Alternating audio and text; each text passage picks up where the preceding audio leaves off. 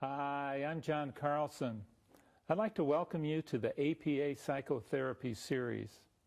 This series is on systems of psychotherapy, and this program is on schema therapy, and our guest expert is Dr.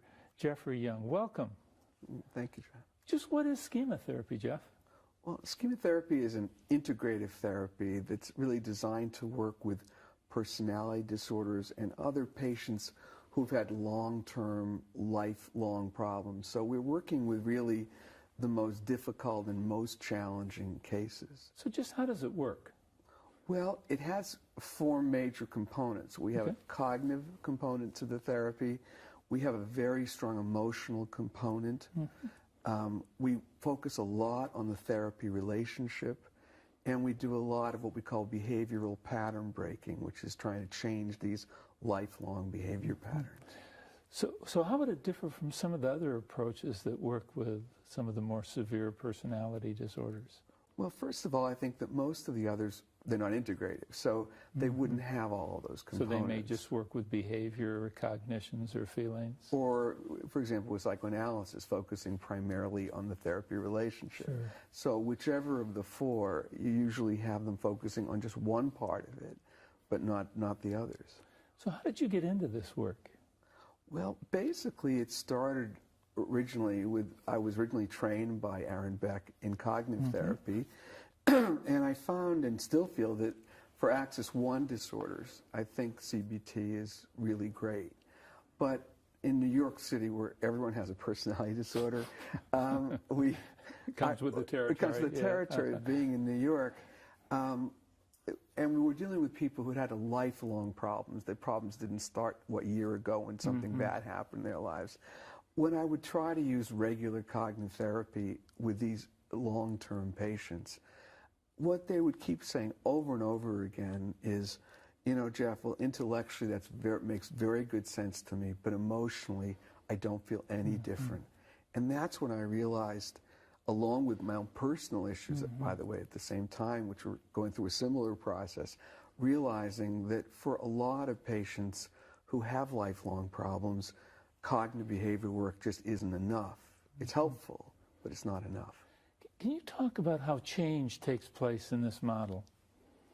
Well, I think change takes place through all of those modalities I mentioned before. I think at one level, we want patients to intellectually and rationally see why the way they view themselves in the world is not correct, or at least it's distorted in some way. We want them to feel differently about themselves, about their history, about their current life. So there's a strong attempt to make an emotional change. And we want to do what we call limited reparenting, which is a form of becoming almost like a parent figure for the patient and providing many of the needs that weren't met in childhood in the therapy relationship. So this is a longer-term approach, a lot like the other approaches to personality disorders? Yes, I would say it's intermediate term in the sense that, unlike psychoanalysis, which could take 8 years or 7, it's not extremely long-term, but I really don't think you can change personality disorders in less than 9 months or a year. I just don't think it's possible.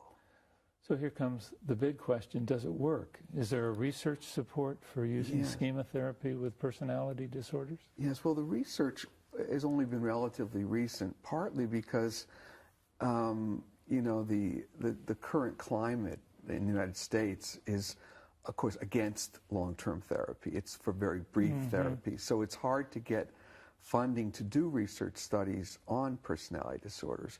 However, we were able to go to other countries, such as Holland, where we just completed a very large, major outcome study comparing schema therapy against another major psychodynamic therapy. And the results were extremely positive and encouraging.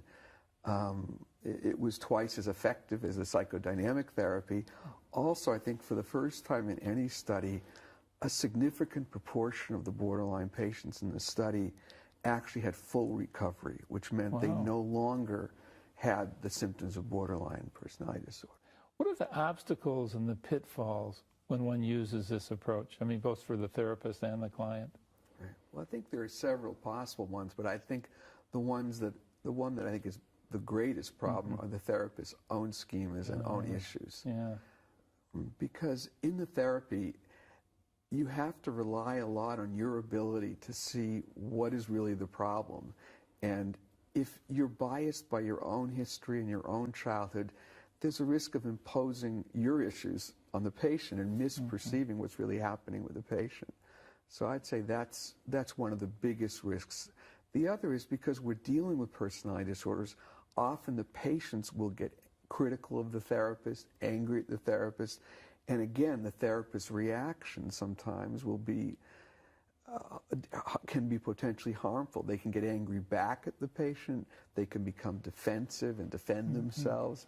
So I would say the biggest obstacle with this kind of client, with this therapy, would be the therapist's own issues. What are some of the common schemas that you look for? Well, I'd say that some of the most common ones that we run up against, one we call emotional deprivation.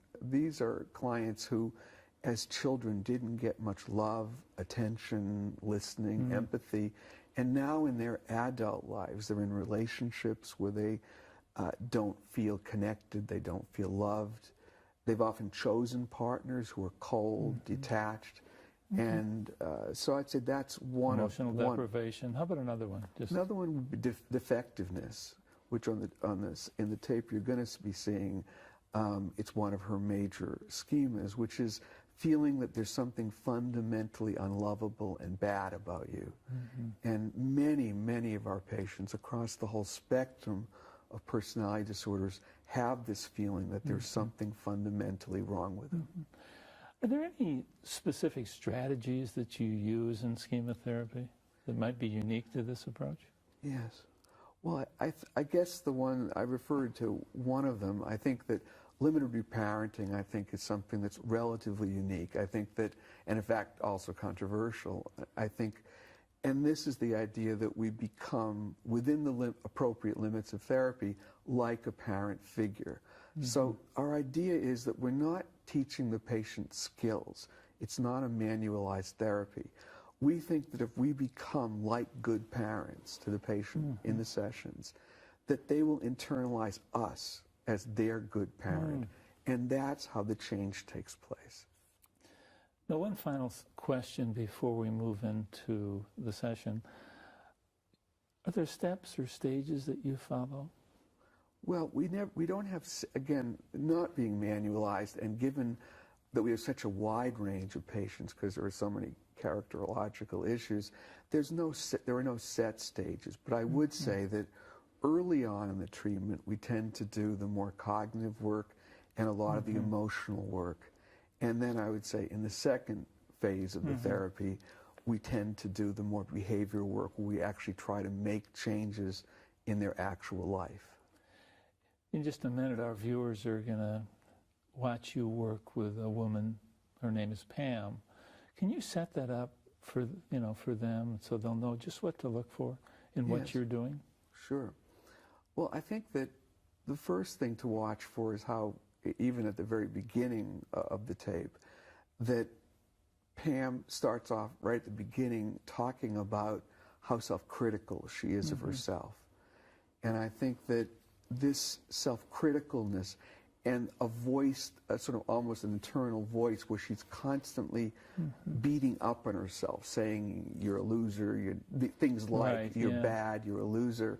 And I really, once I start hearing this part of her right almost at the beginning of the session, focus in on that. And as you'll see in the tape, much of the therapy is devoted toward trying to get her to see how damaging this voice is, where it came from, how she has to fight her mother's voice and her view of her mother in order to believe that it's not her fault and that she's not a bad person. And I think the viewers might also want to look at your use of imaging. Yes, and I was going to say exactly. I think that the primary strategies that I use in this session are probably the imagery work and a dialogue with two-chair dialogue technique. So I think that watching those two strategies would be very helpful in understanding the therapy. Hey, let's watch. Great.